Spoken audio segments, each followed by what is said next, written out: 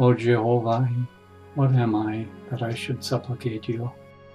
Do I know my own weakness, or do I understand the way of my thoughts? You have placed before me most wonderful creations. They impress me, and my senses rise up in remembrance of the Almighty. Where have I invented one thought other than by looking upon your works? How can I do otherwise than remember my Creator, and out of your creations, O Jehovah, find rich food for meditation all the days of my life?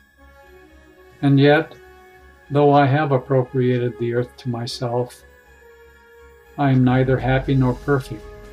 Misery, crime, and selfishness are upon my people. What is my weakness that I cannot overcome it? Or what is my strength that I give in to the desires of the earth?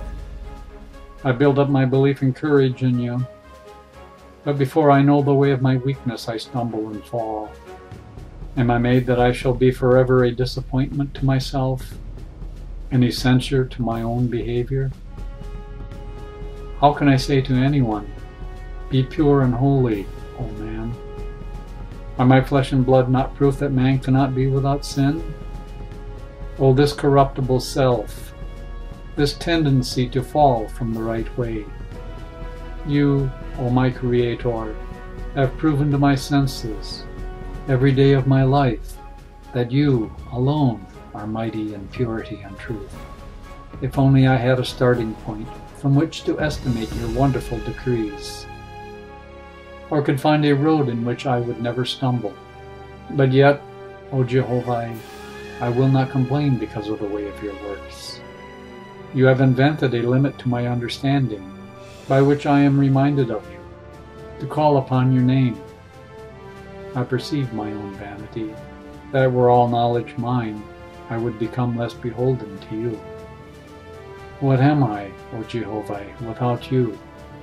Or how am I to find the glory of your creations, other than by the light of your countenance? You raised me up out of sin and darkness, and clothed me in light. I perceive the smallness of myself in your great works. You have bound me to travel on the earth, to sojourn with beasts and all types of creeping things. Nor have you given me one attribute in which I can boast over them, except in the power of destruction. The high firmament you have placed above me, the stars, moon, and sun, I know you have been there, but I am bound down in a little corner of your works. Neither do I have power to rise up to your distant places, nor to know your extended heavens. No, I do not even have power to shape my own size and stature, but all things take form and dimension whether I will it or not. In your own way the walls of the world are built. By their magnitude I am confounded. By the majesty of your hand appalled. Why have I vainly set myself up as the highest of your works? My failures are worse than any other living creature under the sun. I cannot build my house in perfection as a bird does. My ingenuity cannot fashion a spider's net. I cannot sail up in the air like a bird, nor live in the water like the fish, nor dwell in harmony like the bee. Half of my offspring die in infancy, and the multitude of my household are quarrelers, fighters, drunkards, and beggars. The best of my sons and daughters are less faithful than a dog. I go to war to slay my brother, even while your wide earth has room for all. Yes, I plague the earth with starvation, sin, and untimely death. Oh, if only I could school myself to not boast of my greatness. Instead, I should be forever ashamed in your sight, Jehovah. But I will acknowledge my iniquities. I can hide nothing from the eye of my Creator. Hear me then, O Father. I took up arms against my brother. With great armies I encompassed him to despoil him. By the stroke of my sword I multiplied his widows and orphans. The cry of anguish that came out of their mouths I answered by the destruction of my brother's harvests. To my captains and generals who showed great skill in killing, I built monuments in stone and iron. Yes, I inscribed them from top to bottom with their bloody victories. And in my vanity I called out to the young, saying, Behold the glory of these great men. To honor them I have built these great monuments. And the youth of my household were whetted with ambition for spoil. The example of my hand made them train themselves for warfare. To my colonels and generals I gave badges of gold. I called to the young women, saying, Come, a great honor I give you. You shall dance with the officers of death. And they fluttered up on tiptoe, elated by the honey of my words. O Jehovah, how gaping my wickedness, how utterly I have failed, except in making the flow of my brother's blood the relish of Satan. To my destroying hosts I have given great honor and glory. In the pretense of enforcing peace I hewed my way in flesh and blood. I made an illusion, a kingdom. I called out to my people, saying, We must have a kingdom. I showed them no reason for it, but I pressed them to take up arms and follow me for patriotism's sake. And yet what was patriotism? Behold, I made it as something greater than you and your commandment, You shall not kill. Yes, by the cunning of my words, I taught them that my brother was my enemy, that to fall upon and destroy him and his people was great patriotism.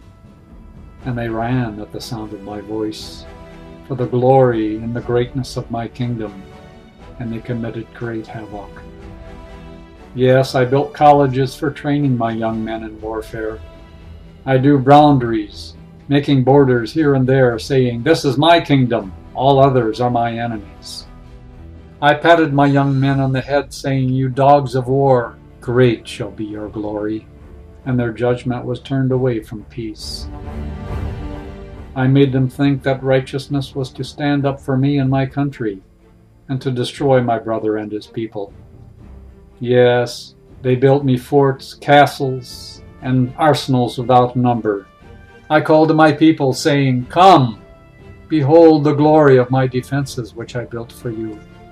And they gave me money, garrisons, ships of war, and torpedoes, shouting, Hurrah for our kingdom. Thus I led them away from you. Their eyes I turned to look down in the way of death. By the might of my armies I put away righteousness. Yes, I covered the earth over with drunkards, widows, and orphans.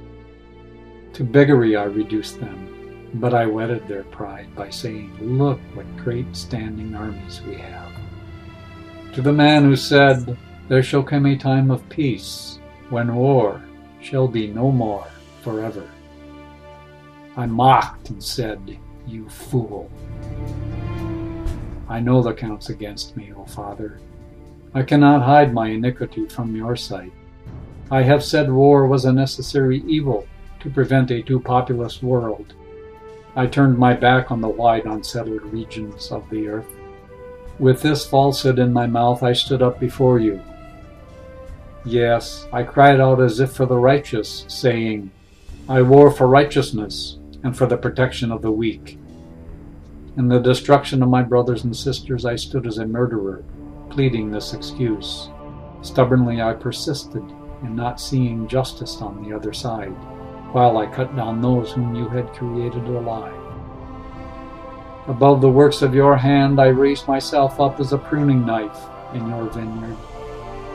Even more than this, I persuaded my sons and daughters that to war for me was to war for our Father in heaven. By my blasphemy I led them into ruin, and when the battle was over for a day, I cried out, Behold the glory of those who were slain for the honor of their country. Thus I have added crime to crime before you, Jehovah, and so destroyed your beautiful creation. Truly, I have not one word in justification of my deeds before you. Oh, if only I had remained faithful with you, Jehovah. But I invented gods to the glory of the evil one, In one place I called out to my sons and daughters, saying, "Be Brahmins. Brahma saves whoever professes his name." In another place I said, "Be Buddhists. Buddha saves whoever calls on his name." In another place I said, "Be Christians. Christ saves whoever calls on his name." In another place I said, "Be Mohammedans. Whoever says there is only one God and Muhammad is his prophet shall have indulgence without sin." Thus I have divided the earth, O Jehovah. Into 4 great idolatries I have established them, and into their hands put all manner of weapons of destruction, and they have become more terrible against one another than the beasts of the forest. Oh, if only I could put away these great iniquities, which I raised up as everlasting torments to the earth. Truly there is no salvation in any of these. Their people are continually destroying one another. They quarrel and kill for their respective religions, setting aside your commandment, "You shall not kill." They love their own nation and hate all others. They set aside your commandment, "Love your neighbor as yourself." They preach and pray in sufficient truth, but not one of these peoples practices peace, love, and virtue in any degree equal to their understanding. These religions have not saved from sin any nation or city on the whole earth. In vain I have searched for a plan of redemption, a plan that would make the earth a paradise, and the life of man a glory to you, our Creator, and a joy to himself. But alas, the 2 extremes, riches and poverty, have made the prospect of a millennium a thing of mockery. For one rich man there are 1,000 poor, and their interests ceaselessly conflict with one another. Labor cries out in pain, but capital strikes him with a heartless blow. Nation is against nation, king against king, merchant against merchant, consumer against producer. Yes, man against man and all things upon the earth. Because the state is rotten, the politician feeds on it. Because society is rotten, the lawyer and court have riches and sumptuous feasts. Because the flesh of my people is rotten, the physician finds a harvest of comfort. Now, O Jehovah, I come to you.